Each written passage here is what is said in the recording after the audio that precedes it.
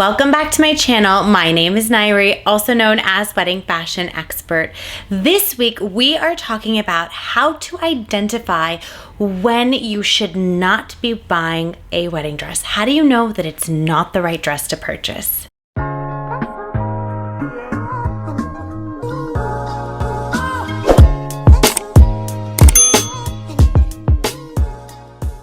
Before we dive into this week's topic, please be sure to subscribe to my channel, give this video a thumbs up, drop me a line below, let me know if there is a particular video topic you'd like me to create for you.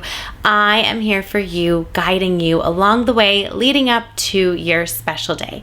For those of you that are new to my channel, welcome. I am so honored that you have found me. I am, of course, a wedding fashion expert, stylist, buyer, wear so many different hats at LOVELLA Bridal, located in Los Angeles, California. For daily content, be sure to follow us on Instagram at LOVELLA Bridal, at LOVELLA Plus, and at Wedding Fashion Expert. Be sure to hit that follow button on TikTok at LOVELLA Bridal and at Wedding Fashion Expert as well. I thought of this video topic because lately I've been having brides who spend a lot of time in a particular dress and they want to like it. They're really trying hard to like it, or it's like it's almost there, but they want to change things about it. The way that you know that a dress is not the right dress for you is if you are trying to make a ton of changes to it. Ultimately, the dress that is the best fit for you is the one that requires the least amount of changes. However, there are exceptions to this rule. If you are looking for a very modest wedding dress, completely covered, kind of like the top that I'm wearing today, ironically, that sometimes does require modifications and changes to the dress. So even though you love the dress, but you need it to become more modest for whatever your reasons are, that would not be something that I would put in the category that it's not the right dress for you, because there are very few fully modest dresses these days that are available. So sometimes you do need to shop around and make the necessary changes. However, if you ask your stylist you love the dress, but you want no beading on the lace of the dress, or if you love the dress, but you don't want the sparkle layer that's underneath it, these are changing things that is going to drastically change the look of the dress, where I would just tell you, if I was your stylist, if you don't like that about it, this dress isn't for you. But sometimes stylists really want to work with you. They want to make you happy and they want to please you. I have been there, I have done those things. I have allowed brides to make changes to dresses. For example, there was a lace dress I once sold to a bride and it had a Swiss polka dot underlay. It's a tulle fabric that has a bunch of dots, and then on top of it was lace. And she wanted that dotted fabric that's underneath the lace to go away. And I thought that was a really simple change. I said, no problem. We'll totally ask the designer if they could do it. The designer said they could do it. Here we go. We ordered the dress without that one layer of fabric. When I tell you, when this dress came in, it was so drastically different. That dotted Swiss fabric was there for a reason. The bride disliked it so much, she ordered the dress again with the dotted Swiss fabric underneath, because that is how bad it looked without it. While in my head, I thought this was such a simple change, no brainer, it's what she wants, I want to please her. The dress comes in, she hates it. This is when you know it's not the dress. If you are changing components to the dress that you cannot physically do while it's on your body. So for example, if the dress is strapless, you want to add a sleeve, no problem. Add the sleeve, you'll know what that looks like. No big deal. But if it has a certain fabric or a certain beading that you want to eliminate, don't do it. It's not the right one. We also had a bride who wanted us to order an overskirt with custom changes. We told her that we wouldn't take that order. She went to another store. That store took the order. She came back to us and she said, I should have listened to you. It turned out horrible. I wasted my money. There is a reason at LOVELLA we have been in business since 1970, and I have been in this industry for over a decade.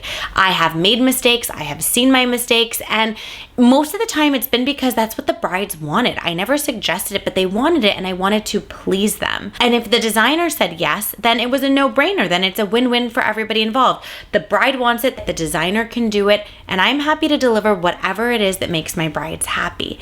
However, then hearing this bride that did the overskirt. She bought the dress from us, did an overskirt custom change, and came back and said what I had asked turned out awful. It doesn't look great. I'm not even going to wear it down the aisle. She ended up buying another overskirt from us that was completely finished, and exactly what she saw is what she bought. You are not in the right dress, overskirt, accessory, veil, headpiece if you're making a ton of changes. I had a bride who ordered a necklace about 8 to 9 years ago, and the flower was on her right side and she wanted it shift to the opposite side, and we did it.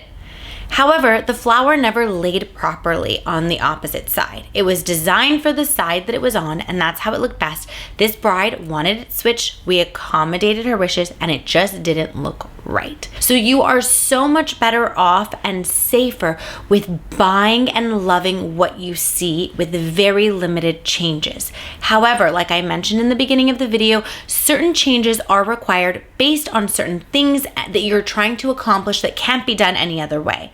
But in a perfect world, you are looking for the headpiece, the earrings, the veil that is finished and ready to go. Now, if you want to extend the length of the veil, or if you want the beading to start lower, those are really minor things that you can change that isn't going to make or break the decision.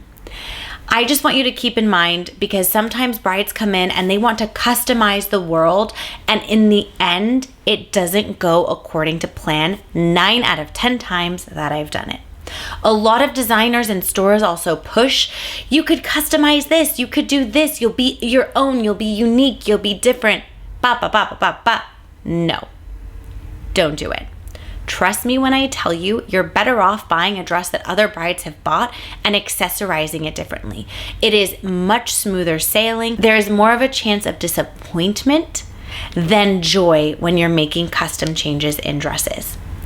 All in all, it is not the dress for you if you are making a ton of changes. Your goal when wedding dress shopping is to find a dress that you love wholeheartedly, completely, at a full vision. I highly encourage you to not dissect components of your wedding dress, veil, headpiece, overall look. Don't look at it as if you're looking at it under a microscopic lens. Look at the full vision, the full picture.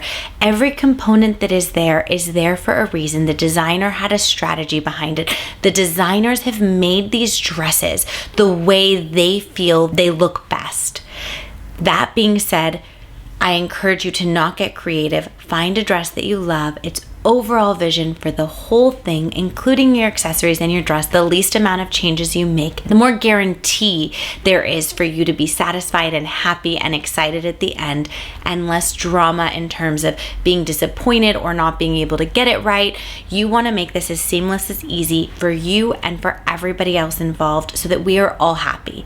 Because while your stylists want to make you happy, and I had done that before, but now I know where I have to say, I'm so sorry, we won't take that order. We're not able to grant your wishes because we have learned our lesson. We don't want unhappy brides, because then we can't sleep at night, and we want to be able to sleep at night. Maybe selfishly, I'd like to sleep at night, right?